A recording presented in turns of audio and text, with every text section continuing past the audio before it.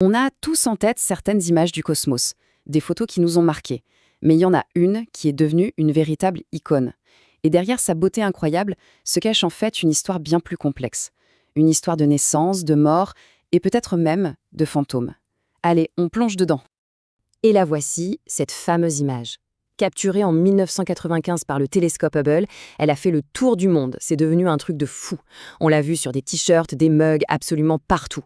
Ce spectacle de gaz et de poussière, ça a fasciné tout le monde, littéralement. Et franchement, cette phrase dit tout. C'est pas juste une belle photo, hein. C'est bien plus que ça. Elle nous plonge dans un truc, un mystère, un émerveillement qui nous tient en haleine depuis des années. C'est typiquement le genre de cliché qui nous fait lever la tête et nous demander « Mais on est où dans tout ça ?» Ok, c'est magnifique. Mais en vrai, c'est quoi? Qu'est-ce qu'on regarde là? Allez, on va décortiquer un peu la science qui se cache derrière cette véritable peinture cosmique. Alors pour les infos de base, on est dans la nébuleuse de l'Aigle, à quelque chose comme 7000 années-lumière de chez nous, et ces piliers, imaginez des colonnes gigantesques de gaz froid et de poussière. En fait, c'est une pouponnière d'étoiles. C'est là que de nouvelles étoiles sont en train de naître. Au début, on pensait que l'histoire était simple. C'est la création, point. Mais une découverte est venue tout chambouler.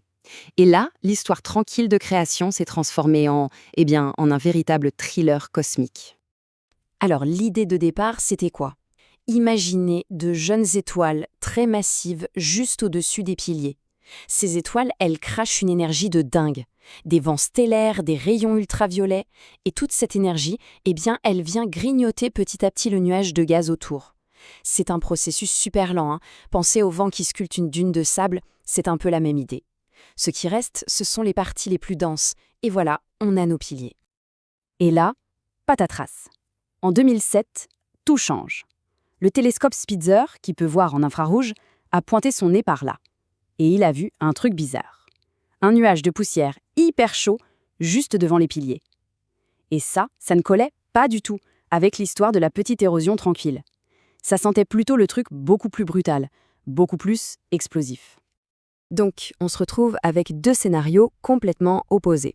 D'un côté, on a la version création, les piliers sculptés tout doucement par la lumière des étoiles, et de l'autre, la version destruction, les piliers taillés à la serpe par l'onde de choc monstrueuse d'une supernova qui a explosé juste à côté. Alors, c'est quoi la vérité? Un berceau tout calme ou une scène de crime cosmique?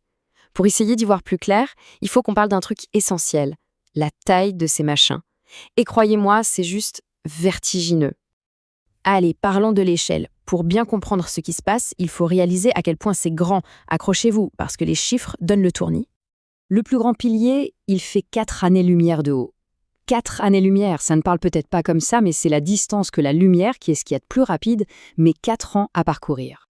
Si on traduit ça en kilomètres, on arrive à 40 000 milliards de kilomètres. Je répète, 40 000 milliards. Pour donner une idée, c'est plus loin que la distance entre notre Soleil et l'étoile la plus proche de nous, Proxima du Centaure. C'est juste impossible à se représenter.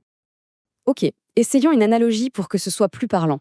Imaginez que la Terre, notre planète entière, est réduite à la taille d'un tout petit grain de sable, 1 millimètre. Eh bien, à cette échelle, le plus grand des piliers ferait 3000 km de haut. C'est la distance entre Paris et Moscou. Un grain de sable à côté d'une tour qui va de Paris à Moscou. Voilà l'échelle. Et cette taille, cette distance, ça nous amène à un concept complètement fou. Le fait qu'on regarde peut-être un fantôme. C'est à cause de la vitesse de la lumière. Elle est super rapide, mais elle n'est pas instantanée. Donc regarder loin dans l'espace, ça veut aussi dire regarder dans le passé. Les piliers sont à 7000 années-lumière, d'accord. Ça veut dire que la lumière qu'on reçoit aujourd'hui, elle a voyagé pendant 7000 ans pour nous arriver. Donc, la photo qu'on admire, ce n'est pas ce à quoi ressemblent les piliers maintenant. C'est une carte postale d'il y a 7000 ans. En gros, on les voit tels qu'ils étaient à l'époque où on commençait à peine l'agriculture sur Terre. Alors, récapitulons. Si la supernova a explosé il y a, disons, 6000 ans, comme le pense l'équipe de Spitzer, son onde de choc a déjà dû atteindre et pulvériser les piliers depuis longtemps. Mais alors pourquoi on les voit encore? Tout simplement parce que la lumière de cette destruction n'est pas encore arrivée jusqu'à nous. Elle est encore en route. On estime qu'elle arrivera dans à peu près 1000 ans. Et voilà la conclusion qui donne le vertige.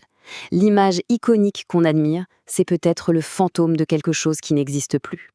On s'émerveille devant une structure magnifique qui, en réalité, a été complètement soufflée par une explosion il y a des milliers d'années. C'est fou, non? Mais attendez, l'histoire n'est pas finie, parce qu'un nouveau venu est entré dans la danse, le télescope spatial James Webb. Et quand il a regardé les piliers, il a encore tout changé. La grande différence entre Hubble et Webb, c'est leur super pouvoir. Hubble, il voit un peu comme nous, en lumière visible. Du coup, il voit la peau des piliers, la surface de la poussière. Webb, lui, c'est le roi de l'infrarouge. Et la lumière infrarouge, elle a cette capacité magique de passer à travers la poussière. Là où Hubble voit un mur, Webb voit ce qu'il y a derrière. Et donc, Webb a pu regarder dans les piliers, c'est dingue. Et ce qu'il a vu, c'est juste spectaculaire. Des tas et des tas de toutes jeunes étoiles, complètement invisibles pour Hubble, qui brillent comme des braises rouges cachées au plus profond du gaz. Conclusion, la création d'étoiles est bien en marche là-dedans. Enfin, elle l'était il y a 7000 ans, on est d'accord. Alors, comment on fait le lien entre tout ça? La création douce d'un côté, la destruction violente de l'autre. Eh bien, grâce à Webb, on a enfin une réponse plus nuancée. Et la clé, c'est que ce n'est pas création ou destruction. C'est création et destruction. Les deux en même temps. C'est un milieu super dynamique. D'un côté, l'énergie des étoiles déjà là grignote et détruit les piliers, mais en même temps, cette même énergie compresse le gaz et paf, ça déclenche la naissance de nouvelles étoiles à l'intérieur.